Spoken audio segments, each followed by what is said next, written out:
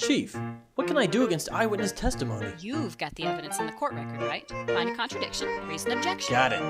Wait, do what now? If your client's innocent, this testimony's fiction. So check your court record for the contradiction. It's time to take control. The story's clearly phony. Present something to poke a hole in the testimony. I see. The witness is clearly lying to throw you off your case. So find a contradiction to rub in his smug face. And after you have made your careful selection, present evidence as your aid and yell objection. So, let me get this straight, Mr. Sahwit. You looked into the apartment and saw that the woman was dead. How did you know? She may have just been unconscious. Well, I mean, she was lying completely still on the floor and there was blood everywhere. What? Everywhere? It was obvious she was gone. I was too afraid to move. I couldn't even go inside. I was completely frozen in fear.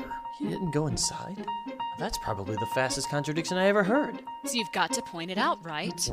What you need to achieve is grab the court's attention. In order to make them believe, you must create some tension. How dare the witness tell a lie while being on the stand?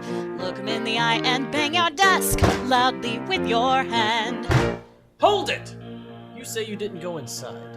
How did you know the phone wasn't working? You see, the phone was on a shelf next to the door.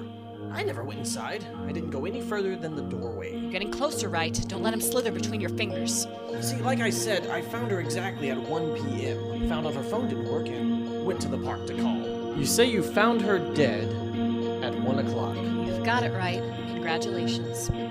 What?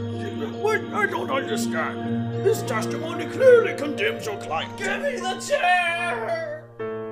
Now this judge is rather old. His hearing's not so fine. He's slowly getting bald. And he needs some kind of a so